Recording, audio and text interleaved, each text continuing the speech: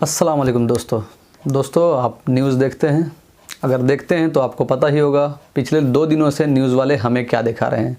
दोस्तों इस वीडियो को स्किप मत कीजिएगा, लास्ट तक देखिएगा, क्योंकि मैं इसमें कुछ ऐसी बातें करने वाला हूं जो आपके लिए जानना बेहद ज़रूरी है और आपको इस बारे में आवाज़ उठाना उससे भी ज़्यादा ज़रूरी है। तो वीडियो को एंड तक ज़रूर देखें। दोस्तों बुधवार के दिन प्राइम मिनिस्टर नरेंद्र मोदी जी का पंजाब के फिरोजपुर में रैली होना था, पर सुरक्षा कारणों की वजह से वो रैली रद्द हो गया। प्राइम मिनिस्टर नरेंद्र मोदी जी को पंजाब के फिरोजपुर हवा में उड़ के जाना था, पर मौसम ख़राब होने की वजह से उन्हें बाई रोड जाना पड़ा। किसी प्रधानमंत्री के लिए बाई रोड 100 से 150 किलोमीटर तक का सफ़र करना उचित नहीं माना जाता है। इससे पहले भी बहुत कम ही ऐसा रिकॉर्ड रहा होगा कि किसी प्राइम मिनिस्टर ने बाई रोड 100-150 किलोमीटर का सफ़र जाने का और फिर आने का तय किया होगा। जब प्रधानमंत्री फिरोजपुर के लिए जा रहे थे बाई रोड, तो कुछ किसान प्रदर्शन कर रहे थे। इस वजह से प्रधानमंत्री के काफ़िले को फिरोजपुर ज़िले के हुसैनीवाला में एक ब्रिज के ऊपर 15 से 20 मिनट तक उनके काफ़िले को रुके रह जाना पड़ा।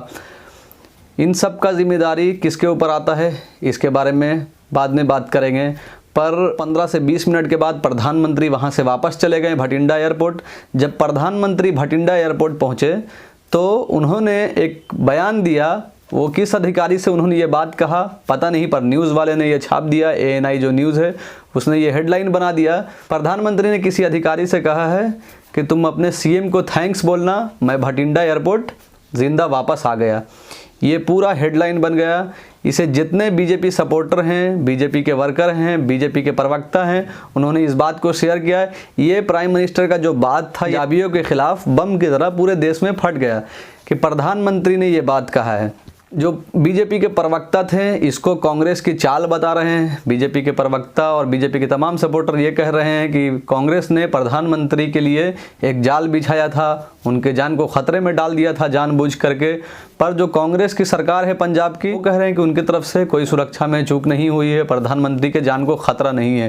खैर ये जिम्मेदारी तो SPG की थी कि पहले से पता करें। SPG सुरक्षा है प्रधानमंत्री का, वो उनके पास क्या इनपुट था? उन्हें क्या पता नहीं था कि किसान प्रदर्शन कर रहे हैं? अगर उन्हें पता भी नहीं था तो पंजाब के जो DGP हैं उनसे सवाल करना चाहिए, या उन अधिकारियों से सवाल करना चाहिए जो उस वक्त प्रधानमंत्री के दौरे में ड्यूटी पर थे। उन सब की जवाबदेही होनी चाहिए। पर उन सब से जवाब ना मांग के मीडिया ने इस तरह का माहौल बना दिया है कि बहुत से ऐसे पोस्ट आप देखेंगे फेसबुक पे या ट्विटर पे जाएंगे तो ट्वीट्स देखेंगे जो एक सिख कम्युनिटी के ऊपर सीधा सीधा हमला, उनको सीधा सीधा टारगेट किया जा रहा है। बहुत से ऐसे ट्वीट्स है जो मैं आपको पढ़ के सुनाऊंगा। आप इस बात से अंदाज़ा लगा लें कि देश में कितना नफरत फैलाया जा चुका है। सिख भाइयों के खिलाफ हज़ारों लाखों में उनके खिलाफ ट्वीट किया गया है, उन्हें खालिस्तानी बताया गया है। चाहे आप फेसबुक पे देख लें या ट्विटर पे देख लें, इंस्टाग्राम पे देख लें, हर जगह पे उनके खिलाफ हेट फैलाया जा रहा है। कुछ ट्वीट है जो मैं आपको पढ़ के सुनाता हूँ, इसको देखिए, साथ में स्क्रीनशॉट लगा दूंगा। पुष्पेंद्रा नाम के हैं, इन्हें सब लोग जानते होंगे, पूरा नाम पढ़ने की ज़रूरत नहीं है। 1984 में एक गुजराती सरदार पटेल ने कहा था कि अपने निज़ाम से मेरा सलाम कहना। फिर हैदराबाद का इतिहास सबको पता ही है। कल एक गुजराती ने कहा है कि अपने मुख्यमंत्री से कहना कि मैं ज़िंदा लौट आया। आगे आगे देखिए होता क्या है। इसका मतलब आप समझ रहे हैं ये क्या बोलना चाह रहा है। दूसरा ट्वीट वो भी दिखाता हूँ इसका। एक हार्दिक नाम का ट्विटर अकाउंट है, ठीक है, उसने एक जो SPG सिक्योरिटी है प्राइम मिनिस्टर की, उसका फ़ोटो लगा करके उसने ये लिखा है आगे, उस समय इनके दिमाग में क्या चल रहा होगा। ये फ़ोटो लगाता हूँ, आप समझ पाएंगे। पुष्पेंद्रा ने उसे रीट्वीट करते हुए कहा है, इनके दिमाग में तो जो धरने के बहाने कुत्ते बैठे थे उनको फिनिश करने का चल रहा था, मगर गाड़ी में जो शेर बैठा था उसने रोक रखा था। ये दो ट्वीट है।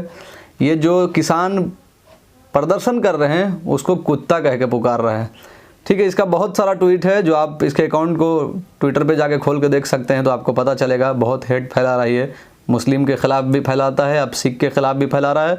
कल को ये जो लोग बीजेपी का विरोध करेंगे या प्राइम मिनिस्टर का विरोध करेंगे उनके खिलाफ़ फैलाएगा।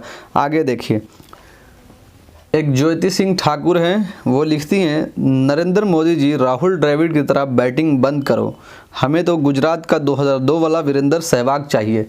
मतलब ये क्या कहना चाह रही हैं कि जो नरेंद्र मोदी जी ने गुजरात में 2002 में करवाया था मुसलमानों के ख़िलाफ़, ये कह रही हैं, मैं नहीं कह रहा हूँ। इनके कहने का मतलब यही बनता है, वही काम ये सिखों के साथ करवाएं। ठीक है, ये ट्वीट भी आपने सुन लिया और देख भी लिया। अब आपको कुछ और है जो मैं सुनाता हूँ। एक लड़का है फेसबुक पर जिसका नाम आदित्य देवेंद्र शर्मा है। वो अपने पोस्ट पे क्या लिखता है, अगर मोदी जी को एक खरोच भी आई होती ना तो पंजाब को उड़ा ही दिया जाता अच्छे से, और खालिस्तानियों का हाल 1984 से भी ज़्यादा बुरा होता। एक ये पोस्ट है, साथ एक और इसका पोस्ट है, तुम भीड़ से उसे डरा रहे हो जिसकी शुरुआत ही गोधरा से हुई है। समझ रही है क्या बोलना चाह रहा है? ये लोग क्या कहना चाहते हैं? ये किसको मतलब पूरी तरह से खुलेआम जिसे बोलते हैं ना, धमकी दे रहे हैं। एक ये सीटी रवि है, ये क्या लिखते हैं ट्विटर पे, देश के गद्दारों को गोली मारो।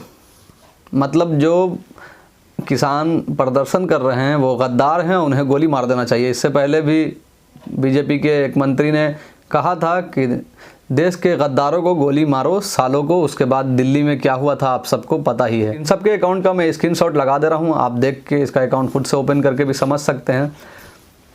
ये खुला धमकी किसे दे रहे हैं? ये खुला धमकी सिख भाइयों को दे रहे हैं। ये एक कम्युनिटी को टारगेट कर रहे हैं। पहले ये मुसलमानों को टारगेट करते थे, अब ये सिख को टारगेट कर रहे हैं। कल को ये उन सबको टारगेट करेंगे जो बीजेपी के खिलाफ बोलेगा या प्रधानमंत्री के नीतियों के खिलाफ बोलेगा, तो ये उन सब के खिलाफ रहेंगे, चाहे वो किसी भी ज़ात से हो, इससे फ़र्क नहीं पड़ता है। कल को अगर बीजेपी का मान लिया कि उनका सरकार गुजरात में है और अगर उनका महाराष्ट्र में सरकार नहीं है, तो ऐसा ना हो कि जो बीजेपी के सपोर्टर हैं वो महाराष्ट्र वाले को भी आतंकवादी घोषित कर दे और उन्हें भी एंटी नेशनल घोषित कर दे। मतलब इनका साफ है, आप अगर मोदी की भक्ति करेंगे देशभक्त हैं, अगर आप मोदी का विरोध करेंगे तो आप देश विरोधी हैं। ये किस तरह का मानसिकता है आप खुद सोचिए। जो प्राइम मिनिस्टर के सुरक्षा का जिम्मेदारी किसके ऊपर होता है? प्राइम मिनिस्टर के पास जो एसपीजी सुरक्षा है वो देश का नंबर 1 सुरक्षा है। Special security group Narendra Modi ji के पास है। उनकी ये जिम्मेदारी बनती है कि प्रधानमंत्री जहां का दौरा करेंगे पहले वो उसके बारे में सारी इनपुट ले ले कि क्या सिचुएशन है, क्या माहौल है। उन्हें ये पता नहीं चला था कि किसान वहां पे प्रदर्शन कर रहे हैं, उन्हें कोई इनपुट नहीं आया था। दूसरी बात यह कि पंजाब के डीजीपी की जिम्मेदारी है या उन अधिकारियों की जवाबदेही है जो उस वक्त प्रधानमंत्री के दौरे के ऊपर ड्यूटी में थे। उन सब से जवाब मांगना चाहिए, या उन सब में जिनकी भी गलती पाई जाए, चाहे वो एसपीजी सुरक्षा जो है उनका उसमें कोई गलत किया हो, या पंजाब के डीजीपी जो हैं उनकी गलती हो, या जो भी अधिकारी हैं जिन्होंने गलती किया हो जिसके वजह से प्रधानमंत्री के साथ इस तरह का घटना हुआ, तो उनके ऊपर एक्शन लेना चाहिए। ना कि एक कम्युनिटी के पूरे लोगों को आप आतंकवादी, खालिस्तानी इस तरह से बोल दे रहे हैं। कोई बोल रहा है बम मार देंगे। इससे क्या मैसेज जाता है? आप क्या बताना चाहते हैं? आप लोगों को क्या बताना चाहते हैं? आप किस तरह का देश बना दिया है आपने? पहले आप मुसलमान से नफरत करते थे, अब आप सिख से नफरत कर रहे हैं। जो आपका विरोध करेगा उससे आप नफरत करेंगे। आपके जो भक्त हैं उनको समझाइए। आप लोगों से रिक्वेस्ट करता हूं कि ऐसे लोगों को आप समझाएं, उनके ऊपर कड़ा एक्शन लें, ताकि इनके वजह से दूसरे ऐसे लोग ना बन सके, ऐसा मानसिकता दूसरे लोगों का भी ना बन सके। नहीं तो तालाब में एक गंदा मछली पूरे तालाब को गंदा धीरे धीरे कर ही देगा। दोस्तों, मेरा ये वीडियो बनाने का यही मकसद था। मैं वीडियो बनाना नहीं चाहता था इस टॉपिक के ऊपर, क्योंकि इस पर कम से कम 200-300 वीडियो ऑलरेडी बन चुका है, पर ये सब चीज़ देखने के बाद मुझसे रहा नहीं गया, इसलिए मैंने बना दिया। अगर आप मेरे चैनल पे पहली बार आए हैं तो मेरे चैनल को सब्सक्राइब कर लें, मेरे वीडियो को लाइक और शेयर करें। इस वीडियो को देखने के लिए बहुत बहुत शुक्रिया, धन्यवाद।